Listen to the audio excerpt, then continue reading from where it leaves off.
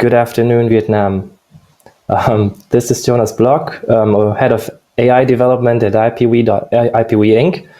And I'm going to speak to you today about navigating the global patent thicket and building reliable and IP resilient, flexible supply chains from the perspective of a patent infringement scenario, and to reduce your exposure to attacks on supply chains and on end products, vice versa. So to give you a little background on my person, I have been working as a patent litigator in Germany for the past 6 years. I've mainly been focusing on cross-border patent assertion and pan-European defense strategies, as I'm based in Düsseldorf, Germany. And I have coordinated, inter alia, the involvement of suppliers and supply chains in support of patent litigation, mainly on a defensive level, of course. And I've learned quite a bit about how supply chain management systems and how supply chains in general are built, and how the typical scenarios are if they are under threat from an external third-party patent holder. What I have intended to do with that knowledge is, as a lawyer, it's very nice to run into the same problems over and over again, because it makes your job sustainable. But I think that the supply chain should be more IP resilient, and the issues that we run into on a regular basis in litigation should be addressed and should be communicated in the supply chain community. And which is why I have taken the opportunity in my new role at IPwe as head of AI development to work on a tool that specifically addresses these needs. And I wanted to take this opportunity to introduce you into the typical exposures that supply chains are facing when threatened with patent litigation, and how this can be mitigated, how this risk can be mitigated. So thank you very much for having me on this conference as a speaker, and I will go into my presentation. In terms of lineup, my presentation is, after this short introduction, I will be talking roughly 20 minutes about the supply chain issues that I've detected and potential solutions, and I've reserved roughly 10 minutes at the end of this session for your questions, because I'm very much looking forward to getting your views and insights on our approach on this one. So I will start screen sharing now. If you run into any questions in the course of my presentation, I would prefer if you could address all of the questions in bulk at the end of the session. So this is the topic of today.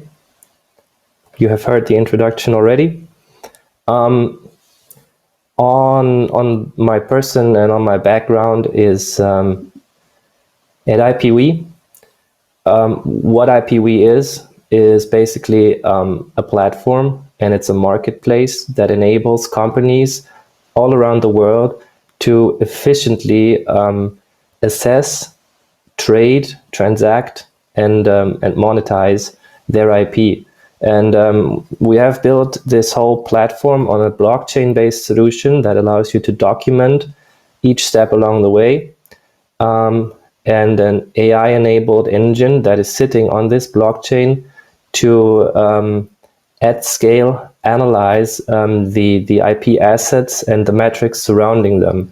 We think that the time is right for a solution like this, because the AI-enabled valuation or evaluation engines are actually necessary to provide market access to SMEs and to businesses that have currently not been able to focus on patents and patent protection.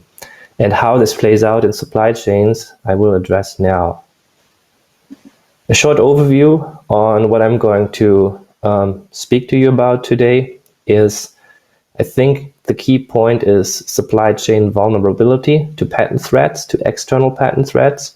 Those can originate from competitors, or they can originate from completely alien to the supply chain third parties, like non-producing entities who are just focusing on patent monetization, or on other industry players that are seeking to monetize their own IP efficiently. So the first topic that I'm going to address is the exposures, is how suppliers are indirect targets in cases of patent infringements. Then I'm going to address the risk mitigation strategies, is when to take the right steps and how to document them so you can reuse them later. And a convenient solution that solves most of these issues. And then, of course, the flexibility. The flexibility portion of it is a point that I think the COVID pandemic has raised for new, because supply chains, as established as they are, they get increasingly flexible, because you need to be able to reroute your products fairly dynamically. And for that very reason, it's not always guaranteed that you can make sure that your risk mitigation strategies remain in place.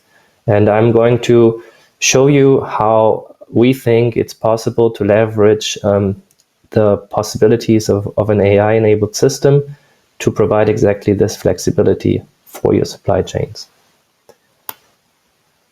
So let's jump into it. On the exposure of suppliers is the basic line out in this supply chain patent infringement scenario is the following. The end product manufacturer that is selling the end product in various jurisdictions around the world typically requests two things from the suppliers along the supply chain, independent from where they are located, be it the component manufacturer, be it a second source, third source, it doesn't matter. And those two items that are typically requested are a guarantee that the supplied components are free of third-party rights, especially patents, also trademarks. And secondly, an indemnification in case of infringement. So if a third party makes claims against the end product specifically because of the supplied component, the end product manufacturer typically requests to be indemnified from the suppliers. Now, from a merely legal point of view, this sounds reasonable because the end product manufacturer seeks the best possible protection. But in practice, this results in an imbalanced situation. The reason for that is that patent litigation typically occurs at the end product level. The reason for that is the end product has the largest margins, and these margins are the reference point for royalty requests of any patent holder. In addition to that, patents grant exclusive rights, so there is a threat that if a lawsuit of a patentee is successful against an end product, this end product is banned from the market in specific jurisdictions. So for that reason, attacking the end product creates the greatest leverage for the patent holder, which is the reason why patentees typically attack the end product. Now you can already see where the story is going, because what happens in an infringement scenario is typically the following, and I've experienced this multiple times, is the following. Infringement litigation is fast track. So there are very tight deadlines and briefs need to be exchanged very quickly. So once you receive an infringement complaint as an end product manufacturer, the first thing you do is you analyze the infringement allegation. Then you check the scope of the concerned product lines and the components. And my experience is that this is the point in time where the bill of materials are reviewed and you're beginning to gain a first indication of which suppliers and which supplied components and products are concerned here. Third step is then the business unit reaches out to all of the concerned suppliers. Those can be the first sources, second sources, and additional backup suppliers, and then they communicate the technical allegation. The suppliers need to respond. Often there is an additional NDA necessary to make sure that the business secrets are maintained during this exchange. And in parallel to that, the validity of the asserted patent needs to be assessed. Non-infringement arguments need to be assessed. And after all of this is done, all of these steps are completed, and typically this already takes more than 2 months, then all the people that are brought to the table need to align on one holistic defense strategy and draft a statement of defense to defend against the allegation. Now, this imbalance, time-wise, is if you are working in a very strict set of terms in an infringement litigation, you just don't have the time to do that. So what you need to do is you need to be prepared for this very moment. Typically, defendants are not well prepared for that, and this results in the fact that the statement of defense, meaning the first defensive brief in an infringement litigation, doesn't say much. So the best arguments, they are developed at a later point in time because of that time pressure, which is playing in favor of the patentee. Now, you can say, okay, that is not necessarily an issue because they are infringing a patent and you need to check that in advance. Well, it is an issue because the license requests by a patentee or the leverage that a patentee uses to achieve a favorable settlement is typically way bigger at the end product level. So the connecting factors in this litigation are the indemnification agreement of the supplier and the end product manufacturer, and the fact that the end product manufacturer is then attacked with patent infringement allegations. So what happens to the supplier is the supplier typically incurs legal costs at 2 levels. So at first, the supplier needs to support the defense litigation of the end product manufacturer, meaning that the supplier will typically appoint own lawyers that are then supporting the litigation of the end product manufacturer, who himself is also appointing lawyers. And all of these costs need to be reimbursed by the supplier under the indemnification agreement that was originally agreed in the supply agreement. So, and in addition to that, the supplier is not in the driver's seat because the defendant in this litigation is typically the end product manufacturer. So the customer of a supplier is under pressure and wants to get out of this litigation to avoid the threat of being excluded from a specific market, while the supplier has an interest in fighting fiercely to defend against the infringement allegation to make sure that either the claim is dismissed as a whole or the decision to actually,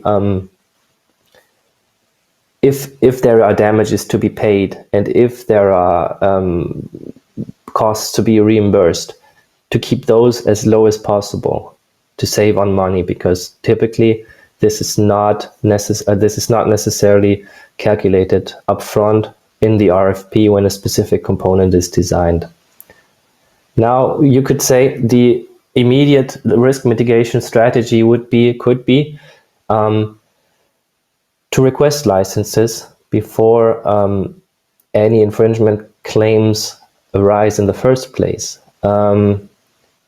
You can execute a freedom to operate research, so the supplier can check how the patent saturation and the patent density around the supplied component is, and if there's critical IP, the supplier can reach out to the concerned patentees and request licenses from them. Now, the patentees are not necessarily inclined to conclude such licenses because they see that with the right leverage, they can obtain higher and more favorable royalty rates at the end product. So what happens a lot is that licensing requests from suppliers for components are declined. Now, I was lucky because last week our court here in Düsseldorf, the Regional Court of Düsseldorf, forwarded a set of questions to the highest court of the European Union asking for clarification whether in standardized technology areas, for example 5G and video codecs, there are more standardized areas. I just wanted to select the biggest ones. In these scenarios, the court is of the opinion that the supplier might be entitled to an own license. What is interesting here is the term entitled, which means that the patentee is obliged to grant the licenses in these scenarios, depending on how the Court of Justice of the European Union at least sees this question. But I think this is a very interesting turn because it appreciates that the suppliers themselves have an interest in obeying to IP and only shipping IP compliant products which are not infringing any third-party rights. So now we are caught in between a hard place and a rock as a supplier, because outside of the standardized technology areas, you will typically not be able to license a patent. So what to do? The key risk mitigation strategy is to undertake regular studies into the patent thicket around components and products.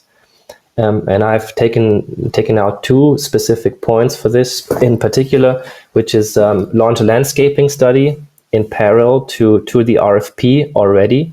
So to assess the patent density and the competitive metrics before even engaging in discussions with a end product manufacturer, and then execute regular freedom to operate, so FTO searches for the component versions to check how the patent protection is specifically on the market of the end product, and whether you can already implement potential design arounds, meaning to not fall into the scope of protection of specific patents in specific jurisdictions to reduce the exposure of the supplied component to those claims. This is a step that is very costly because the freedom to operate research can take a lot of time, which consumes a lot of legal fees. And we think that having an AI engine that can assess scope of protection of patents, which can at least detect specific patents in specific territories, can help a lot to cut down on these costs and to enable suppliers to do fairly cheap FTO searches and to get more clarity on this end. What can be done is those efforts can easily be documented in an encrypted blockchain-based repository, meaning basically what you do is you get a freedom to operate opinion and then you store it onto a blockchain record. It's hashed and timestamped, so it has a unique identifier, and you can always track when this specific record was established. And then this FTO report can periodically be updated to reflect changes in the current patent coverage around the supplied component. Now I've prepared a short poll here because I wanted to ask how you are typically handling this, is whether you are executing FTO searches on a regular basis. Now going back to what I think is interesting around this, I had the assumption that freedom to operate searches are I have seen some in my previous life as a litigator, but I have rarely seen good ones. So there are products that can go into the millions that are not secured properly by a freedom to operate search. What we are developing and what I think is interesting from a supply chain perspective is if you document your FTO efforts on a blockchain-based record, this record always tells courts or third-party providers or the end product manufacturer what you have been doing to avoid patent infringement scenarios. Meaning, if you have a blockchain record that provides evidence for your FTO searches, what we can do is we can report back through an interface to the supply chain management systems of end product manufacturers and vice versa, whether a proper freedom to operate search has been undertaken for a specific component, and then we can just return a checkbox to the supply chain management system to check that contractual obligation is fulfilled, which does not necessarily prevent claims under the indemnification agreement, but it shows that that a supplier is willing to undertake every necessary measure to not infringe on third-party IP. So why is this interesting? The interesting portion of it is that the same record can also be used in defensive infringement litigation towards infringement courts, because courts are increasingly allowing blockchain-based evidence. In China, it's already active. In the UK and Germany, as far as I'm aware, it's still planned, and the legislative efforts are still undertaken. There are specific standards for these APIs, which we are monitoring. Now, why would you want to disclose that you have been running a freedom to operate research before launching a component onto the market? The key point is saving money that you would have to pay under the indemnification agreement, because there are jurisdictions where you have to pay punitive damages or where there are considered injunctions, meaning if you can prove to a court that a supplier in a specific supply chain has undertaken all necessary steps to try to not infringe on any IP, you typically don't run into the allegation of willful infringement. You don't have to pay punitive damages, and even the end product might not be banned from the market for this very reason. This is why we think it's very interesting to use this very simple and effective tool to document efforts. The second portion of it is that the components can be rerouted fairly easily, because you can clear alternative territorial supply routes because you already have an established patent protection map. You can search for similar patents that are mapping onto your component and check the territorial coverage of the detected patents that you have already found in your freedom to operate search. And these updates can be synchronized automatically with supply chain management systems. So if you would run into the point that you would have to change the territorial scope of a specific supply chain, this system can do this fairly easily, and it's a question of hours and not of weeks to actually be operational, and you don't have to risk infringing patents, or you will at least be aware of that risk.